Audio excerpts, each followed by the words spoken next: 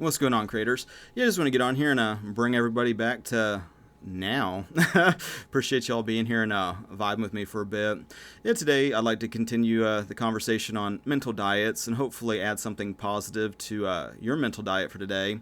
Got a couple things I kind of want to address. One of which has been something I've been kind of dealing with just in today and in the past few days, that it's becoming more and more obvious to start to address. A lot of times, like the things that are distracting us from enjoying life in the present moment or the next step. And especially when you notice these patterns start to emerge, where it's like this is like a repeating thing happening in thought. It's also happening in my environment, just with just random little things. But stop looking at things as being random, coincidence, unconnected. Start looking at everything as being deliberate and on purpose on some level, and try to get to the bottom of it, to try to enjoy the present moment more and more so in every moment of now, basically. I mean, it's only ever now, so it's like this is a constant thing to, and not to make it sound like work or anything like that. It's actually we're all already doing this. But the problem is we're kind of just unconsciously creating patterns of fear, reacting to the fear, like believing that it's real, when the reality is it's only going on within your own mind. Once you become more and more mindful of that, you're able to like sit in like kind of the observer kind of role, where it's like you have a thought, and I'm not saying to be perfect at this. It's just something to get better and better at, because like the better you are at doing this, the less and less that you spend the present moment suffering in unconscious patterns. And so and realizing you're not really learning something new. You've already been doing this your entire life. It's only the biggest problem is doing it backwards and not understanding how these things connect. And so not to make yourself feel like, oh, I'm doing something wrong, I'm guilty, I'm shameful, I can't do nothing right. It's like all these stories that you might be telling yourself throughout the day. Start to evaluate those stories and see where you're telling yourself things that ultimately you don't want to either create or experience, and see how much of your day is filled just with the undesirable. It's like one thing, if someone's like, well, you can't just be full with happiness and joy 24/7 every moment of now, and never experience pain and suffering and loss and all this kind of undesirable outcomes. And it's like, okay, I hear what you're saying, but most of the time you're spending 99% of your day spinning out in unconscious patterns, suffering, being in like a vengeance mode, wanting to attack shit, being in fear and reacting constantly. It's like it'd be one thing if it was balanced. Sure, if you're spend half your day in joy and bliss, and you spend the other half, dealing with life's storms and whatever. But it's like the problem is most people are chronically in storms, chronically in these like feedback loops. So I don't really have a big like, oh yeah, suffering definitely is important, to be constantly suffering. It's like, God is love, and to realize that God's in control and God's will is the reason why things are going on. And it's like, a big part of that is our own beliefs and our own limiting assumptions, and thinking that we deserve to be punished 24/7 because we believe we're inherently guilty and bad, and like there's something wrong with us. And a lot of these are old thoughts and just old paradigm of belief from the old man, the old paradigm of beliefs, where you basically identified yourself with a brain and a body, separate from people, separate from circumstances, separate from events, separate from God, separate from heavenly things, separate from joy, and really start making that connection more and more so, is like, because it can be very triggering just hearing the word God, that interchangeable with your relationship with love. It's like might make it a little bit less triggering, a little less baggage, because when you realize like a lot of the present moment is your relationship with love versus your relationship with fear, which is the absence of love. It's like it starts to become a little bit more of like an easier thing to go, oh, why am I telling myself this story again when I could be, experiencing anything I want to be experiencing in my own mind? Why am I putting myself in this like state of suffering why am I allowing that to go on? Why am I continuously creating that? It's like you're just driving around. And it's like, oh, I hope I don't get a ticket. Oh, I hope I don't run into somebody. Oh, I hope I don't, somebody don't back out of their driveway. And it's just like all these subtle. Oh, I hope the vehicle makes it to the next job. Oh, I hope I don't run out of gas. Oh, I hope this. Just reacting to worst case scenarios that aren't even real. And in a lot of ways, like, even just unconsciously having that inner conversation, is enough, especially if there's like thoughts, emotions, beliefs, and all this kind of stuff. When you start to look at these things and go, do I want to create that for myself? No. So why do I keep thinking that way? Wouldn't it be much better to think, oh, thank God that I can get from point A to point B and not have to worry about it. A big part of this is realizing what you're dealing with is a state of, that's corresponding to fear, because you're forgetting who you actually are. You're being tricked into believing you're the old man when that's not who you are anymore. You are new, and everything is new, including everything going on, even though it might appear to be the same. The difference is, having a new way to look at it, with the lens of connectedness through oneness, through your relationship with God and like heavenly things, and like your faith and like God's promises being true. So a good example of that, just from my own life, is like maybe moving from the state of scarcity to a state of abundance, which you can't be in two states at the same time. And so it's like either you're in the new state and you're thinking from it, it's like you're embodying the new state, you're kind of just, you're fully basically dwelling in the end state. It's like, how would you feel if that was already a reality? Imagine it, realize that it's by you imagining it, putting a feeling and emotion, and realizing that God's the one that gives it to you. God's the giver. And how it plays out is kind of like the mysterious ways of God to do it. It's like you don't got to figure out how. The how is a hang up. The how is the old man trying to get involved and trying to force things. Like the old man way of doing things is, oh, I gotta force it, I gotta shove it in there, and I gotta move things around, I gotta make the phone ring, and I gotta go do this and do that. And kind of like the new is realizing that God's the one that does it, and God's already done it for you. It's your lack of faith in that is like, because you won't just believe that is why you don't experience it.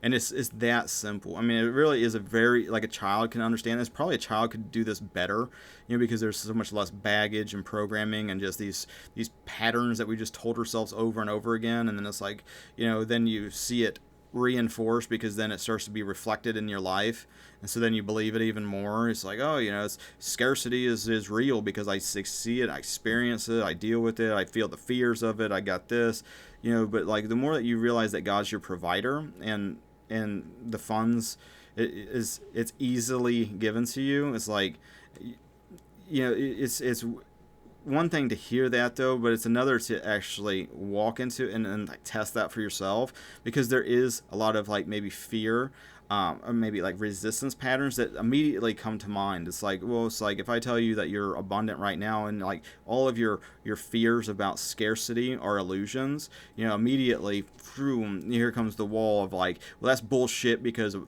and it's instantly, because the old state feels incredibly threatened, by moving to the new, and it wants to hold you in the old man, the part of that illusion, mainly because it feels like it's dying. It feels like a death, moving from scarcity to abundance, or any of these states. It feels like a death. It's scary, because it's like we almost get stuck in these patterns where it's like, oh, okay, well, I'm used to suffering and I'm used to this horseshit situation.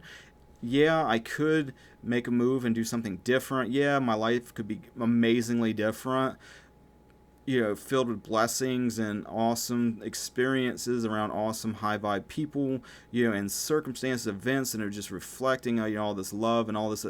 But, I kind of just want to just stay like suffering and being treated like shit because I'm used to it, and it's like part of like this, kind of with like the fear of death. It's like, I don't really think that the old mind fears hell as much as it feels like oblivion, being just erased, but like the whole thing in itself is an illusion once you get to a certain kind of understanding about it. There's like a season for everything, and it's like, that might be triggering because it's like, well, I can tell, well, like that's an ego belief there, but it's like by you like battling against it, you're actually strengthening it when it's just an illusion. It's like you are building this thing up, and even the fear of letting go of that old state, is part of this thing, because as you move from state to state and experience more of like the connectedness, more of like what you ask for in prayer, believe that you've received it, so embody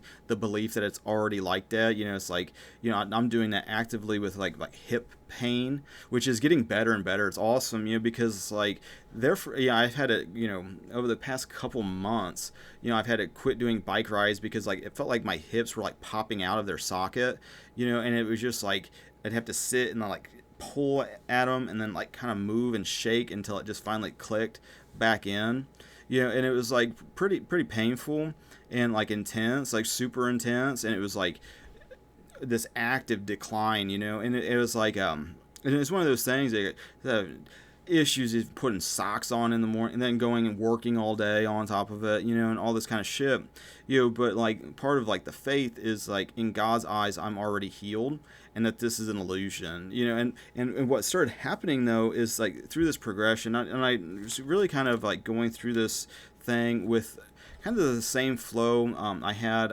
when I quit smoking cigarettes, when I was dealing with a bunch of anger and resistance with that. David Hawkins' book, the Surrender, I think it was Surrender, The Art of Letting Go or something like that. In his book, he was talking about how, it was like this story how he's like, he took his glasses off or something, and, to his surprise, he was able to see, or like almost like, I don't know, get a sense that something is going to happen, and he'd feel these resistances of like fear saying, oh, you're crazy, put your fucking glasses on, you're driving, and stuff like that. But he was like able to kind of just push through that, and then like when these things came up, feel it, feel the energy of it, but then just kind of let it go. And I found that, feeling the initial energy is one thing, but I feel like it's almost more helpful to then put a positive new story to it, because it's like, oh, I feel a bunch of pain. The story I was telling myself is like, oh, this is just getting worse and worse, and it's like, oh, I bet the bones are just disintegrated down to nothing, it's just popping out, and it's like, well, do I want to create that and then experience that? It's like, no, then why am I habitually telling myself these things? It was like it's almost unconsciously happening. It's like happens so natural. I wouldn't say natural, but just so normal that it didn't feel weird until you take that space back and like, why am I telling myself this? I've already seen and experienced with my own life, seeing all these synchronicities, all this and all that, just beyond. You should be beyond obvious, but there's still these like scraps of doubt and scraps of fear, and areas that need a new revision, or just like a new story behind them, and I started just feeling those things. My wife, she was getting involved, like, trying to make me go to the doctor, all this kind of shit. It's just like, it's fine. Just let this thing run its course, because it will improve. I know it's going to work, because it's beyond, because I've seen it so much, like many times, where these inner stories and these inner beliefs start to be reflected into reality, and a lot of times it gets intense when like the risk, like resistance and the stories like climax that have kept you in that state. But looking at those and not believing it, for one, that it's real, because I started seeing how how this all was connected to wanting to move in a direction of health and wellness and all that kind of stuff. And it was like, boom, then it was just like, this went to shit. As soon as I made that mental choice, then all of a sudden there's this drama and everything else. It's like, that's not an accident, and so I'm not, super, worried about, but, working through these versions of incidents each time, ask, ultimately you don't have to figure this out on your own. Just like go within, ask God what to do about it, and then take the next move, based on that, that small still voice within, maybe, however, you're able to connect with that infinite intelligence to get direction.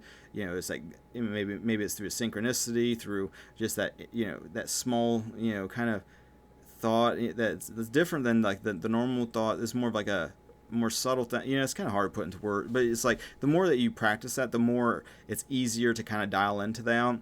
And then a lot of times once you do, it's like, well, I don't know if that was God or not. I don't know. But then a lot of times, which is like, okay, you'll kind of feel like, does that resonate? Did that correspond to kind of a feeling at the same time? And then a lot of times, then on top of it, then there might be a confirmation secondary to like the inner conversation first, the inner whatever's first, and then then there might be somebody that gets drawn into your awareness that then repeats that same thing back to you, and it's like, wow, that's like a coincidence or something. I was just kind of asking about that, how I'm going to kind of work through this problem, and like here's somebody here to that kind of answered that, and it's like they're saying kind of what my intuition, my inner guidance system was telling me, and now it's like being reinforced. Now I'm hearing it from the out. Now it's getting stronger and stronger, and so it's the same kind of progression, and even to like now where it's just like seeing these improvements and everything like that, it's like catching the stories that I'm telling myself is very important to me, at least at this time, where it's just like, why do I keep telling myself I'm getting worse and worse? I'm going to end up like crippled in a wheelchair and not be able to walk or do anything, in constant pain. That's the story. That's the old man story that I keep continuously just telling myself almost every time you feel a sensation, like a body sensation. It's like, oh, but what I've been kind of like working on is like, feeling that, but then, the Bible verse that stands out is like, let the weak man say, I am strong, and realizing that, in God's timing, these things will start to play out physically. And I no difference in the body as far as I'm concerned. And looking at things and not having separate wills, that's another part of, the limiting beliefs, I guess, or like the assumptions, like, oh, the body just does what the body does, like independently of like God's will. It's like, no, it's reflecting just like everything else is, based on what you believe the body to be and how it works and functions and all these kind of things. And ultimately believing that God is my healer. God is your healer. It's like God is your provider. It's like I already believe that God's my provider, and I've seen that play out so many times that there's not even any fear of that, anymore. It's like a knowing, and it's like it's getting that way with like this body, this pain reduction, and a lot more mobility, and there's still like these kind of like resistances that pop up, but instead where I like look like, oh, it's declining, it's not working, it's not, looking at it, redefining those things and going, oh, I'm strengthening. It's strengthening. That's what that sensation means. It's redefining these things as they occur in the present moment is really important to start moving out of that state and realize that you're already out of it. It's like any of the old man beliefs of like, oh, I'm going through this process of healing. Even that is like not even a good mindset, because it's like, I am already healed. It's like, oh, I got up, I felt a sensation. Do I go with the old beliefs and assumptions of like the past, or am I going to allow like God to implant new thoughts and beliefs about what's happening? And I'm not telling you guys what to do with your bodies and your own self. Like there's like a spot in the Bible where this guy was like trying to deal with things like metaphysically, and like Paul was just like, well, it's like some stomach problem, and it's just like, why don't you just go drink some alcohol or something, for your stomach?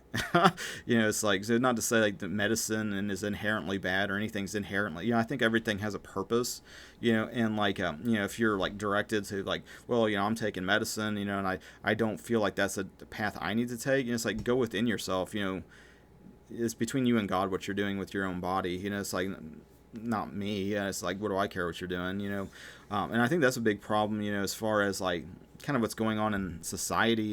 And I don't really find that to be a problem in my area. I don't, it's so far removed from my day to day, because it's like my town and my area is like back to normal, for the most part.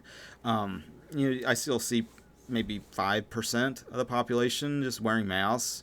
Some of the employees are still having to do that shit, but like at the grocery store and like Walmart and Lowe's and shit like that. But like like the people in my town are not really doing that. A small percentage, but who knows? They could be doing that for the indefinite future. I think some people might enjoy it, being able to just kind of just be anonymous as you're walking around. If it wasn't for like being forced to do it, I might just, think it's fun for a while to just do that, just to kind of just be incognito, just for the shits and giggles of it. Maybe feel like it, like AOL Instant Messenger in like early 2000s, where you just like anonymous on the internet. Where like now it's like all about this identity, which isn't surprising because everything's kind of playing out our identity and like who we believe ourselves to be. And like the new man is like trying to understand your identity in Christ and what that means, and like we are all one in Christ, and like what is that even supposed to mean, and it's like, well, you'll learn by seeing it and like seeing the connectivity, especially once you start taking responsibility and ownership of like even the things that are going to shit in your life, even that you might have some things that you're excelling at, you're really good at, but that there's probably there's things that I'm dealing with. It's like a complete shit show. It's just like, I don't try to give the impression. Hopefully, I don't try to give the impression like I'm on this pedestal, like I'm doing something super superior. It's like, no. It's like a lot of times, it's just. It's sometimes it's just a shit show, and it's like even now, I was supposed to be at like a thing, I kind of feel like I'm getting roped into things, and I just had to just say, I'm taking a mental health time, I'm not doing this shit, it's like I need to I'm doing too many things, and I'm starting to like question like whether I'm just doing a lot of things on some level like to like feel worthy or something. It's just like, at first when I started going and doing all this shit, I guess maybe like the mindset, the kind of the thought was like, oh, if I was like successfully doing things, then I could tell people, like truths, and people would take it seriously, because it's like, like the man on the street, it's like people look at other people and it's like, oh, I want to have a life like that person. It's like, what are they into? Like, how are they able to do that, like, these different things, and so I think that was like part of it. But then I'm also kind of like looking around, it's like why am I doing all these things? I get in that every once in a while. I get in these like funks of like just like wanting to like just, I don't know, just like work. If it wasn't for a lot of these like vaccine mandates and stuff, it's like I have these like fantasies of like, oh, just getting like a normal job and just being around just people on that level instead of like. But then I was like, no, I don't want to do that at all.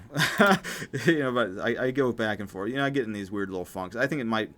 I don't know why I do that. But like yeah. Anyway, catching these like these patterns and these stories, I think are very important, and really taking ownership. Like, this has an effect on my life. These thoughts and these inner conversations, and it's just like, do I want to create that? So many times the answer is no. It's like, because you are actually love, you're not fear. And part of the old man, the old states of that, it's just these fear states, these states of fear. And like part of the frustration and anger just comes from forgetting who you actually are. It's like, how the inner conversation that you're having with God and like your identity is what's being reflected. It's like who your inner man beliefs are is being mirrored, so you can evolve yourself, in a lot of different ways, and even you are reflecting things to God in different ways. It's like having all these like beliefs and things that are running. Oh, the body's running separately.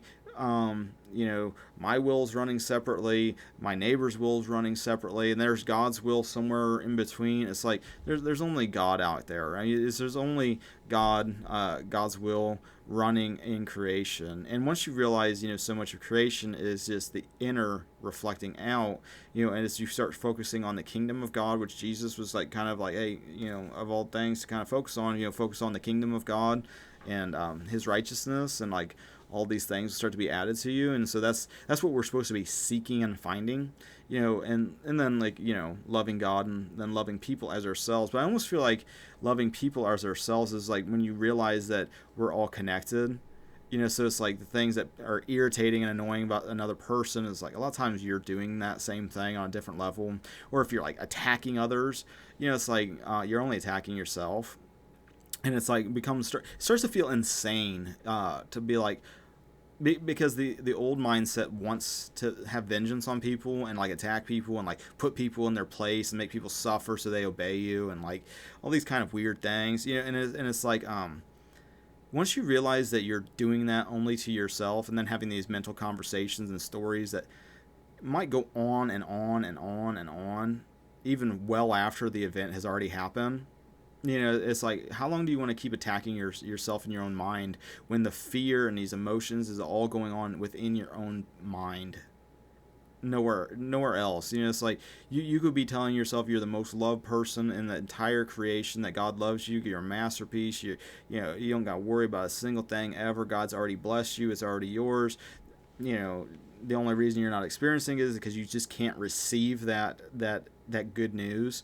You want to, no way, hold on, this is too good to be true. You must be trying to trick me.